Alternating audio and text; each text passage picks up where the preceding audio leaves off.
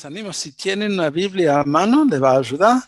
E incluso si tenía un papel y lápiz y quería anotar referencias, después lo pueden ir a buscar y repasar un poco el hilo de nuestra charla, porque vamos a referirnos a varios pasajes bíblicos. Estamos viendo hoy Génesis 1, versículo 3 al 5, es nuestro tema de hoy. Y dice así: y dijo Dios, sea la luz, y fue la luz.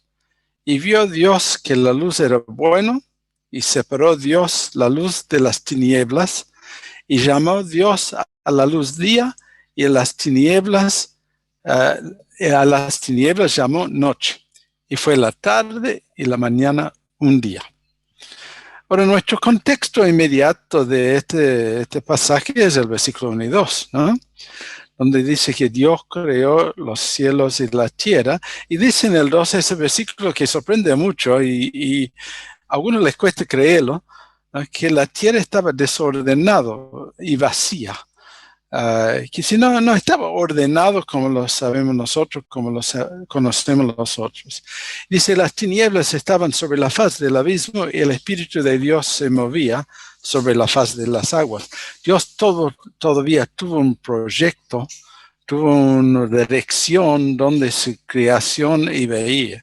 Y es como que cuando llegamos al versículo 2, que pasamos una segunda etapa.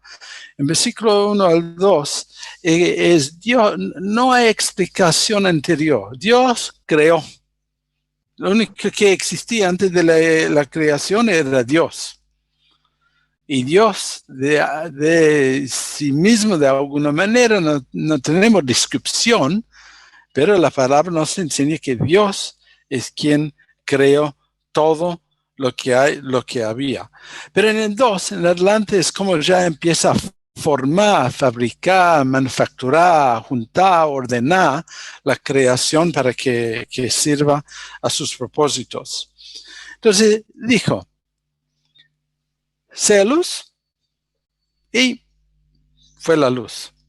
Parece demasiado sencillo, ¿no? Así nomás, ¿no? Pero en su sencillez, ¿alguien quiere intentarlo? ¿No? Es gracioso imaginar que digo algo y ¡paf! Ya está como el genio, ¿no? En la botella, ¿no? Que aparezca. De ahí viene la imaginación de la cosa, que nosotros apenas nos cuesta imaginarlo, si quiere, sin hablar de hacerlo en realidad. Es como el juego, Simón dice, no sé si lo conocen, ¿no? Bueno, Simón dice, lo hace, ¿no? Algo así. Da una autoridad para que funcione. Pero en realidad es mejor que ni intentamos hacerlo. Por el simple hecho de que nosotros no somos Dios y sabemos eso perfectamente bien, no lo podemos hacer, y es una maravilla de lo que Dios ha hecho. Ahora, ¿de qué dependemos de luz? En el universo, en el mundo creado, en el planeta donde vivimos nosotros. ¿En qué dependemos de luz? La verdad es que luz, como un fenómeno de la física, es fundamental a nuestra existencia en casi todos los planos. Lo necesitamos para poder ver, para empezar, ¿no? Y con la vista viene un montón de otros aspectos, de poder leer, de medir, de estudiar, todo el aprendizaje, la fenomenología, el estudio, observación de las cosas, depende de luz. La estética, la productividad, la seguridad, y eso simplemente con poder ver. Necesitamos de la luz para poder comer. Todo lo que sean las plantas y lo que comen los animales, la fotosíntesis, todo esto depende de luz. Necesitamos de la luz para poder respirar, ¿no? Para que tenga oxígeno suficiente, que las plantas tratan con el dióxido de carbono y largan el oxígeno para que podamos respirar. Dependemos de la luz y su compañero el calor para poder calentarnos y de poder recibir calor. Dependemos de la luz para nuestra salud, la vitamina D y otras cosas que necesitamos para la salud. Y necesitamos de luz para el saber, para poder medir, como mencioné, incluso para poder calcular distancias grandes de años luz ¿no? Depende de luz para poder medirlo. Entonces, en realidad, sin luz, si uno podría imaginar la vida, que es imposible, pero sin la luz, la vida sería una cosa muy, muy restringida y difícil de imaginarlo en cualquier concepto. Hablan del tamaño del universo actual como un universo de 13,5 de billones de años luz de ancho. En año luz, por supuesto, es la distancia que corre la luz en un año, ¿no? 13,5 de billones de años de luz. Y con los sondas espaciales y los satélites, creen que están viendo ya luces que se largaron, que se salieron hace casi 13 billones de años, pero todavía no llegan a los originales. Ahora, ¿por qué digo eso? Porque en realidad ni lo entendemos, ¿no? Ni entra en la cabeza de qué estamos hablando en realidad. Pero lo digo porque, ¿qué hubo antes de eso? Nadie entre los físicos, los científicos, tiene ni lo más mínimo idea. Hay toda clase de especulación, pero ni siquiera pueden postular teorías más que especulaciones, porque no hay evidencia que viene de aquella época para poder comprobarlo y confirmarlo y mostrarlo y revelarlo, ¿no? Entonces, por más que el mundo empezó con un Big Bang, si fuera así, ¿qué hubo antes del Big Bang? Nadie sabe. Y nadie estaba hablando de científicos. La Biblia es clarísimo. Dios nos ha dado a entender, nos ha dicho que Él los creó. Y bueno, perfecto, lo hizo y chao. Y es pura especulación de cualquier que diga otra cosa. Porque no tienen información y no tienen manera de tener información. Así lo que es la ciencia no siempre sabe con la seguridad de que habla.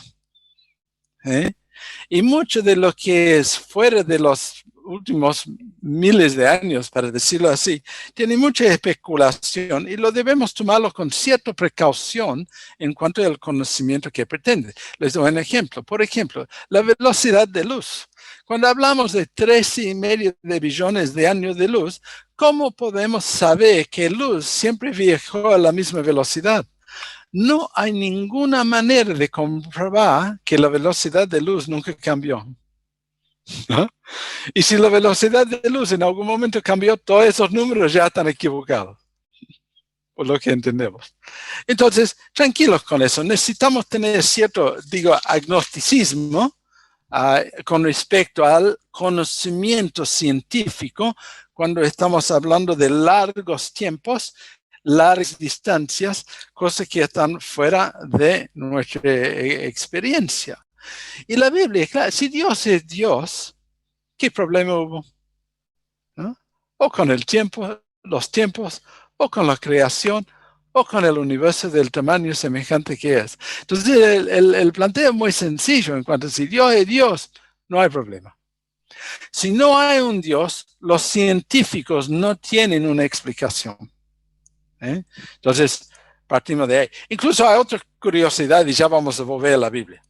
Otra curiosidad que salió en un artículo recién en noviembre de 2020 del Radio Nacional de los Estados Unidos, que los científicos a través de la sonda que ya salió de nuestra galaxia, que va yendo al espacio profundo, a la oscuridad profunda, descubrieron que calculan que la mitad de la luz que existe no salen de las galaxias de estrellas y no tienen la más mínima idea de dónde viene esa luz. Reconocemos las limitaciones del conocimiento científico. Ahora, ¿qué nos enseña la Biblia? ¿Dónde nos lleva?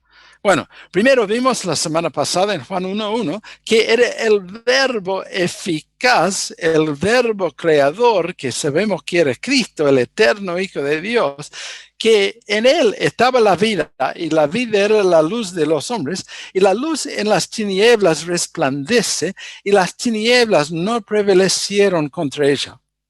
Fenómeno de la luz, prendes un fósforo y ¿qué pasa? La oscuridad ahí desaparece. Prender la luz que tenemos de lámpara y ya ves. La luz en sí es una maravilla que la tiniebla no puede prevalecer contra la luz. Así lo hizo Dios y así es Dios. Y eso vamos a ver qué es significante. A través de la escritura sabemos que la luz ilumina los objetos. Es de esperar. Pero es curioso porque la misma escritura parece que hay dos maneras de ver cómo la luz ilumina los ojos. Incluso en la misma época de Jesús había dos formas de entender la luz.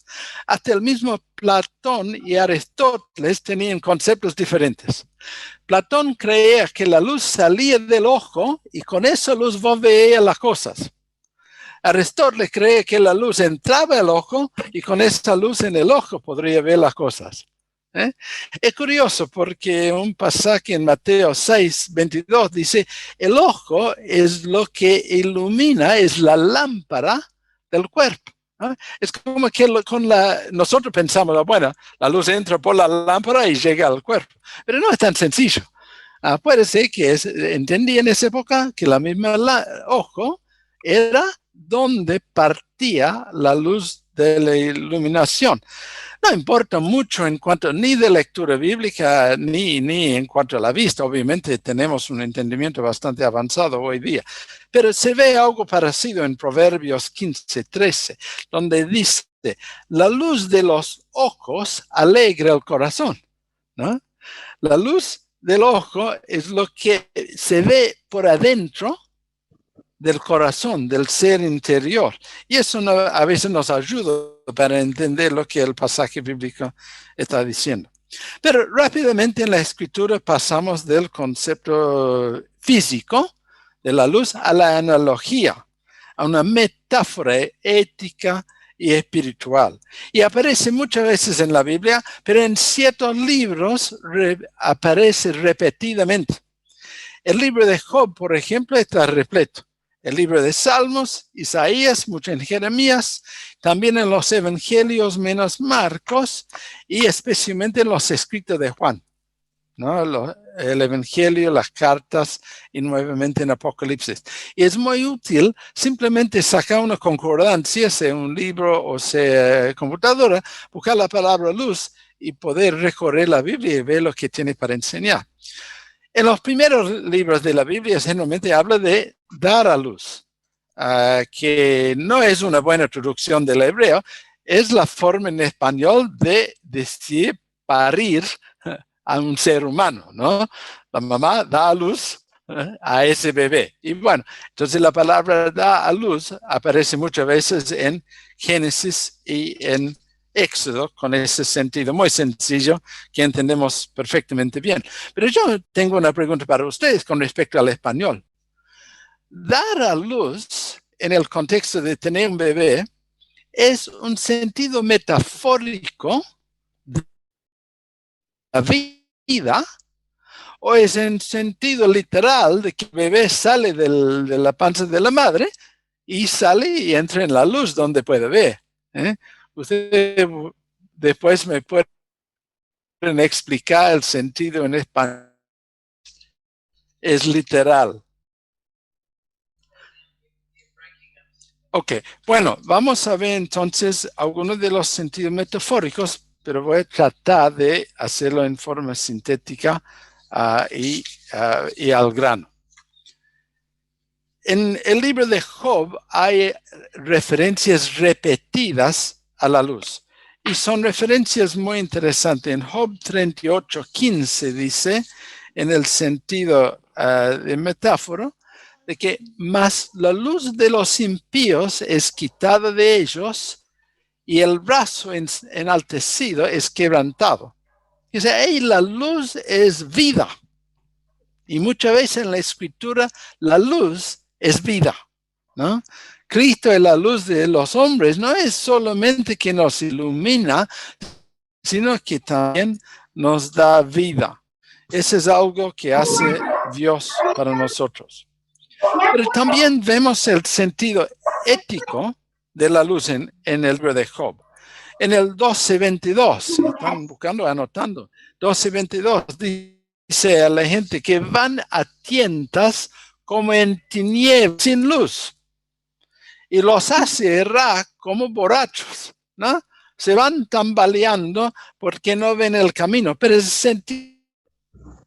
Van a tientas como en tinieblas y sin luz. Y en el 24:13 de Job dice, ellos son los rebeldes a la luz, nunca conocieron sus caminos ni estuvieron en sus veredas.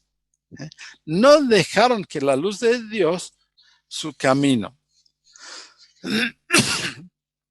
Pasamos de Job a Salmos, porque en Salmos ya hay un cambio en el sentido de luz y ya empieza a relacionarlo mucho más con Dios, su presencia y su bendición. En Salmos en 4:6 vemos lo siguiente. Muchos son los que dicen, ¿quién nos mostrará el bien? Alza sobre nosotros, oh Jehová, la luz de tu rostro. Con la luz, con la sonrisa, con la mirada, ¿no? Con la cara de Dios está la bendición, está la vida, está el bienestar que Dios hace a la luz de su rostro, sobre todo, que nos ilumina. La luz en Salmos también revela los secretos. Salmo 37:6. Dice el Salmo, encomienda a Jehová tu camino y confía en él y él hará.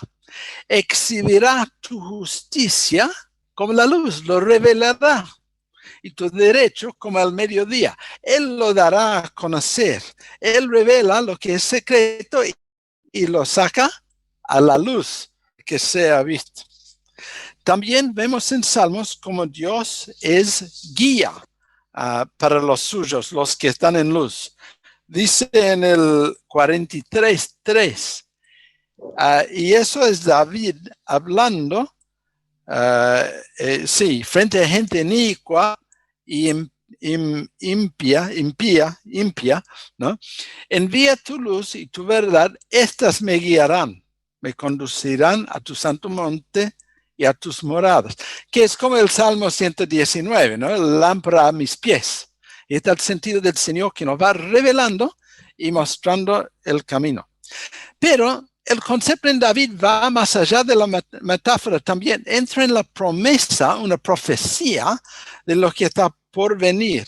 En sus últimas palabras, David dice lo siguiente, 2 Samuel 23:4, y esa es ya palabra a David esperando lo que viene por adelante. Y dice, habrá un justo que gobierna entre los hombres, que gobierne en el temor de Dios. Será como la luz de la mañana, ¿no? David dice, ahora no es así, pero esa promesa es eterna y va a venir. ¿Quién iba a venir como la luz de la mañana que iba a gobernar en el temor de Dios entre los hombres? Ya para nosotros es obvio, ¿no? Bien desde nuestra perspectiva, sabemos el fin de la historia en cuanto a la persona de Jesús, pero ya tenemos la semilla de la profecía en Samuel, profecía de David, apuntando a Jesús como la luz que iba a venir al mundo. La profecía va en aumento, ya que vamos a las profetas. Y lo vemos en Isaías 9:2. Dice, el pueblo que andaba en tinieblas vio gran luz. Los que moraban en tierra de sombra, de muerte, luz resplandeció sobre ellos. ¿Dónde se repite este versículo? ¿Se acuerdan? En el Nuevo Testamento. ¿Dónde se cumple? En Lucas 1, donde Zacarías está hablando de su hijo por nacer, Juan el Bautista, y habla esa canción de Zacarías tan preciosa y profetizando y quien también vendría un poderoso Salvador para dar luz a los que habitan en tinieblas y en sombra de muerte, irá encaminar nuestros pies por camino de paz. Lucas 1:79. Cita Isaías 9:2 y lo aplica ya a Jesús.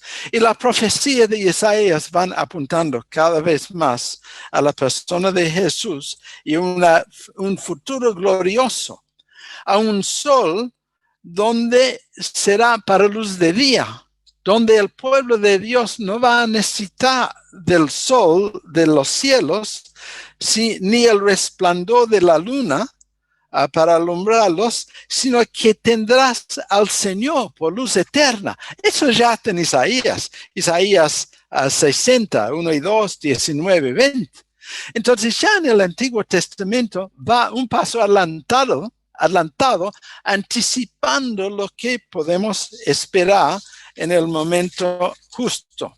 Y eso para nosotros nos da mucha perspectiva sobre la historia, ¿no? Nosotros quizás vivimos en momentos difíciles, nuestra vida es corta, quizás nuestra vida no sirve para mucho, ¿no? Puede ser que sirva un poco más, quizá lo máximo que logramos en la vida era una o dos cosas de algo de valor para nuestro nieto, qué sé yo. Pero podemos ubicarnos en los planes, los proyectos de Dios en la eternidad y ver de nos deja. Entonces llegamos después de los profetas al Evangelio, la persona de Jesús. Juan 8:12. Otra vez Jesús les habló diciendo, yo soy la luz del mundo. El que me sigue no andará en tinieblas, sino que tendrá la luz de vida. Él es la luz, ¿no? En la encarnación, la luz creador mismo ya ha llegado a la tierra. Es una cosa maravillosa. Y por supuesto, a través de él, nos toca a nosotros la tarea de esparcir su luz, ¿no? Primero de Pedro 2:9, vosotros sois linaje escogido, real sacerdocio, nación santa, sería lindo cantarlo, pero vamos a leerlo por ahora. Pueblo adquirido por Dios para que anunciéis las virtudes de aquel que os llamó de las tinieblas, ¿a qué? A su luz admirable, ¿no? En una reunión de pastores ayer preguntaron ¿qué es una palabra del Señor para nosotros en este año? Y yo puse en mi cartelito, levantar la vista, ¿no? Que miramos al Señor, que dejamos que Él nos ilumina, nos dé vista para que podamos ver todo en su perspectiva, en su plenitud. Y como vimos la semana pasada en 2 Corintios 4, 3 al 6, el Dios de este siglo cegó el entendimiento de los incrédulos para que no les resplandezca la luz del evangelio de la gloria de Cristo, el cual es la imagen de Dios. Qué síntesis del mensaje que nos ilumina, que nos brilla, que nos levanta el ánimo, que nos da esperanza, que nos da proyecto y propósito en la vida sin quedarnos mirando el ombligo y lo peor que nos toca hoy hace 5 minutos en los próximos 5 minutos. Hay momentos para eso, cuando te agarra por fuerza mayor y no queda otro. Y hay momentos que los ánimos son bajos. La esperanza es algo que el Señor da para levantarnos el ánimo y para fortalecernos frente a las circunstancias difíciles que Él sabe de la vida. Porque Dios en el 2 Corintios 4:6 dice que mandó que de las tinieblas Él que resplandeció en nuestros corazones para iluminación del conocimiento de la gloria de Dios en la faz de Jesucristo. Es obra de Dios que nosotros podemos discernir, percibir y responder a esa luz que Él nos ha dado. La gente que no tiene Cristo, la gente que no tiene el Espíritu Santo, no lo ven, Siguen mirando el piso, siguen mirando el ombligo, siguen mirando el día de su muerte, siguen mirando el día del próximo crisis y no saben qué hacer. No tienen esperanza. Lo inventan, mira algo un poco más allá para sostenerse, pero nada como tenemos nosotros. Y Hechos 13:47, Pablo y Bernabé, ya saliendo con Bernabé quizás del círculo apostólico, pero la misma mensaje de Isaías para Jesús, yo te he puesto como luz para las naciones, Pablo y Bernabé ya asumen para ellos, ¿no? Ya pasa a nosotros como los discípulos que tienen esa tarea. Me encanta el nombre de Cristóbal Colón, Cristóforo, portador de la luz. Portador de Cristo, literalmente, ¿no? Portador de Cristo. Bueno, nuestra tarea es para sí, portadores de la luz del Evangelio de Jesucristo. Esa es la tarea que Dios nos ha encomendado. El opuesto de la luz, por supuesto, es la oscuridad, que habla lamentablemente del juicio a los que no responden a la luz, no quieren la luz. Y en el Evangelio de Juan es muy fuerte porque dice, prefieren 19:20, que prefieren la oscuridad a la luz porque sus obras son malas. El Evangelio no es difícil de entender, es demasiado sencillo. Un niño puede entender que ha pecado contra Dios y confiando en Jesucristo, Dios nos perdona porque Jesús murió en nuestro lugar, ¿no? Un niño de 3, 4, 5, 6, 7 años puede entender eso. ¿Por qué es que la gente no lo ven? No es porque no pueden entender, es porque no quieren entender.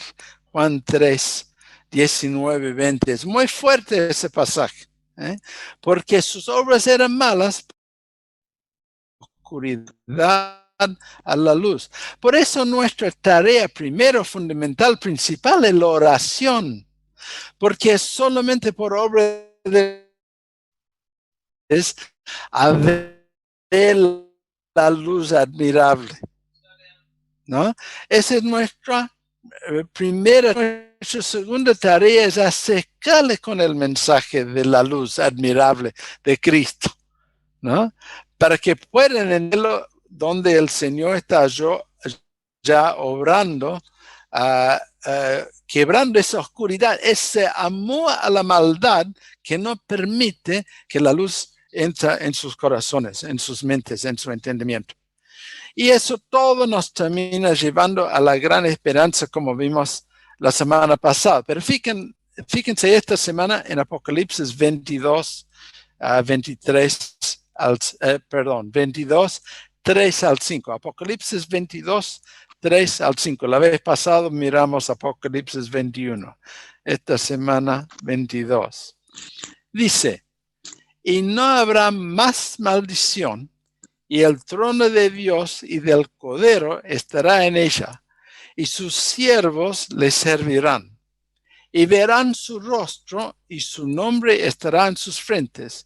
Y no habrá allí más noche, ni tienen necesidad de luz de lámpara, ni de luz de sol, porque Dios el Señor los iluminará y reinarán por los siglos de los siglos. Cuando yo estaba preparando este estudio, estaba muy perplejo sobre por qué la metáfora de luz fluye tan fácilmente de luz. Metáforas en una cultura se puede entender de otra o diferente manera, pero la luz es como es abrir los ojos, es poder ver, fácilmente hacer entender. ¿Y qué hay entre la luz física que nos permite tan fácilmente correr lo que es la metáfora? Y lo que se me ocurrió es que la bisagra entre esas dos cosas es la misma gloria de Dios. La gloria de Dios que es tan que en la nueva creación ni siquiera necesitaríamos del sol, ¿no? ¿Quién puede brillar más que el sol? La gloria de Dios, ¿no? Ahora, te pregunto, ¿la gloria de Dios es metafórica o es literal? Yo no me atrevo. Para mí es ambos. Entonces, ¿qué sorpresa hay? Que Él es glorioso, que vive en luz, ¿cómo es la palabra? Inaccesible, ¿no? En 1 Timoteo 6:16, que el que vive en luz inaccesible, no hay ninguna sorpresa que haya creado la luz. Ninguna sorpresa que la luz sea tan importante para nuestra existencia, nuestro mundo y nuestro universo. Y que la luz sea una metáfora tan significante en cuanto a la iluminación de nuestra manera de pensar, de entender las cosas, de poder sacar las conclusiones de la información, ¿no? Se me prendió la luz, ¿no? Lo usamos en nuestro lenguaje por todos lados. Y para mí es un mensaje precioso. Dice Pablo a Timoteo en 1 Timoteo 6:16, el único que tiene inmortalidad, que habita inaccesible, a quien los hombres han visto ni puede ver. ¿No? Él hizo luz en forma profética, en forma necesaria, en forma para sostener su creación, en forma para enseñarnos a ser su Hijo encarnado cuando vino, el que hizo la luz. ¿No? Y en anticipación de la nueva creación, los nuevos cielos de la tierra, donde vamos a vivir en su luz, cara a cara, eternamente y para siempre. Y para que aquí, mientras tanto, seamos ese linaje escogido que anuncia las virtudes de aquel que nos llama a su luz admirable. A ese ser del cual imperio semipaterno por los siglos de los siglos. Amén.